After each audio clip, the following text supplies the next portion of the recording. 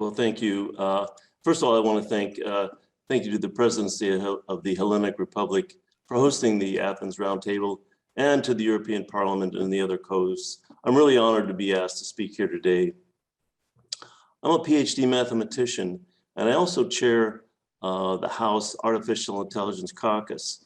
I personally believe that AI is very important for the development of the global future. The purpose of the House AI Caucus is to inform members of Congress about artificial intelligence. What are its risks? What are its opportunities? And to work together on ideas for legislation. This is a popular and well-attended caucus, especially with young people that are staffers here on the Hill.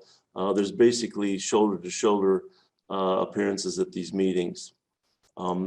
Artificial intelligence presents significant opportunities for both benefits and for harm, and it has significant needs. These ideas were discussed clearly in the last panel, and I appreciate the panelists for their insight. The beneficial opportunities that I see are in that it can solve problems that were previously unsolvable. Some of these were mentioned, such as healthcare, the development of a pandemic vaccine, biology, and medicine. We can make agriculture much more productive. We can use less water, less fertilizers. It introduces efficiencies of all kinds. It can improve urban issues, including traffic management.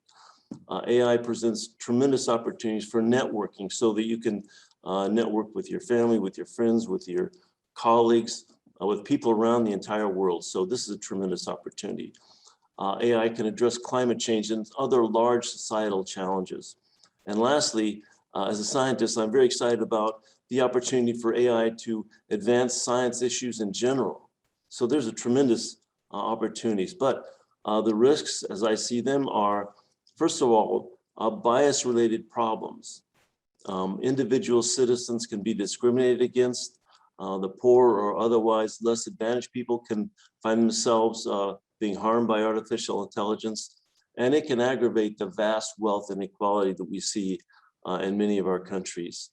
Another risk is the police state related problems, and we've seen that discussed already this morning.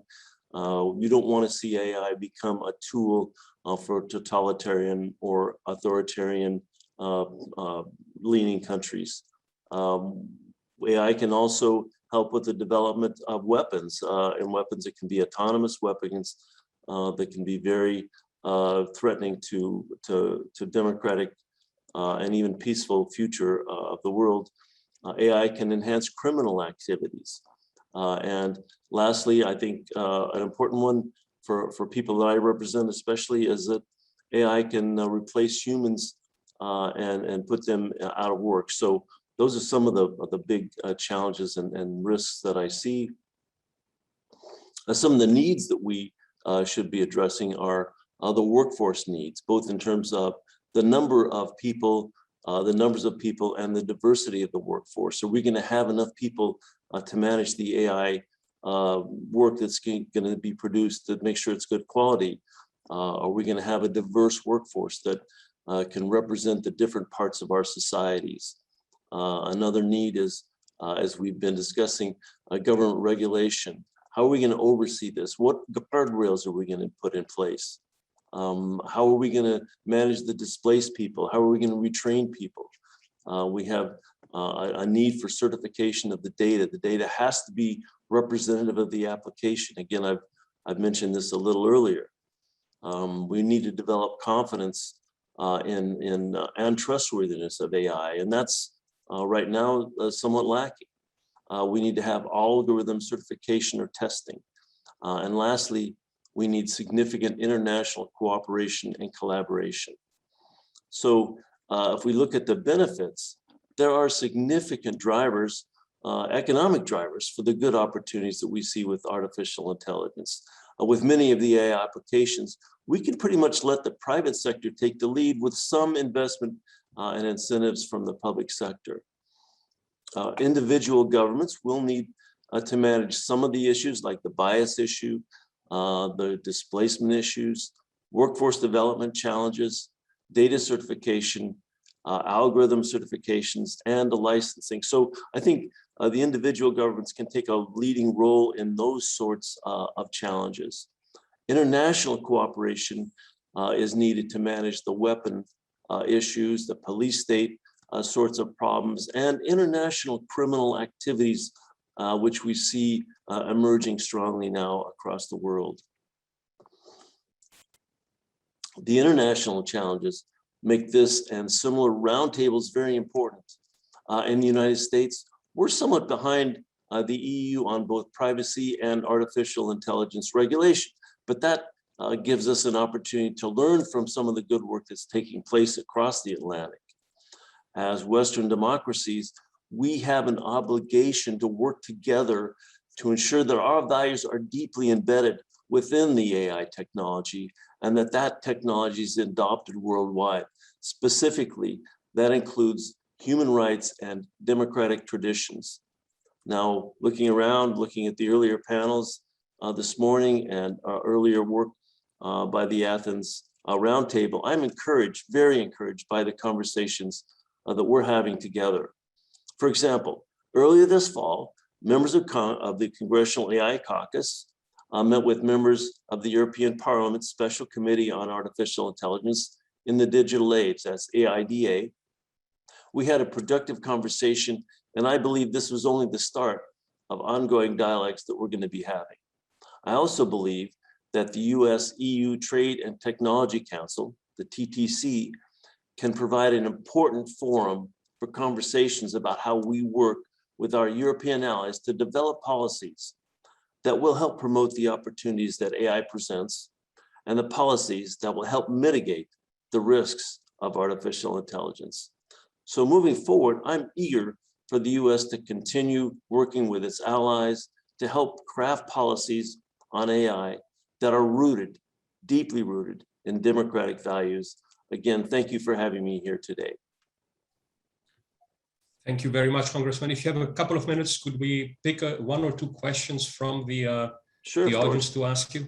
For that, I will introduce Nico Miai, who is the president of the Future Society, one of the co-organizing nonprofits. Nico, the floor is yours. Thank you, Nicholas. Congressman, there are a lot of questions in the chat referring to what you said, which is the need for certification and auditing protocols. And you refer to the need for more international cooperation on that, particularly with Europe. What is your hope or your view over what the Trade and Technology Council, the TTC, can achieve in working out and delivering these interoperable certification standards vis-a-vis AI? What's your view on that, and what's your hope?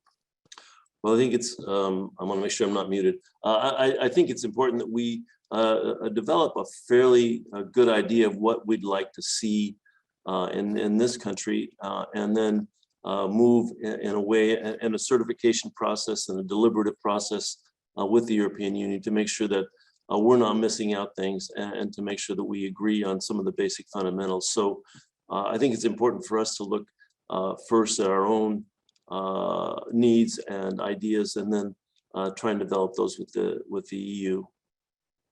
And second quick question, again, on the line of international cooperation, a lot of our audience and a lot of people are preoccupied with the need to uphold and protect human rights. Would you be in favor, and would you advocate for your country joining the effort that the Council of Europe is leading to develop a legally binding instrument to basically an international convention on better defending human rights in the age of AI? What's your position and your hopes on that?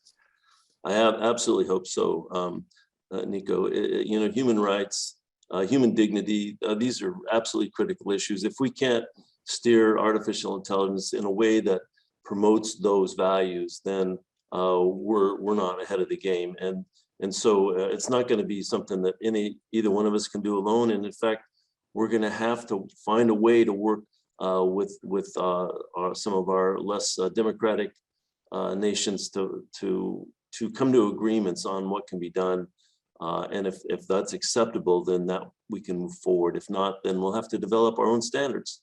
And then, as Lord Clement said, if we can't get an international binding agreement on protecting human rights, then we'll have to require countries that are less prone to human rights to agree to our standards to sell their products within our country. So we do have some leverage, but it's better at the outset to establish what the needs are and to try to agree first before we try and use economic leverage.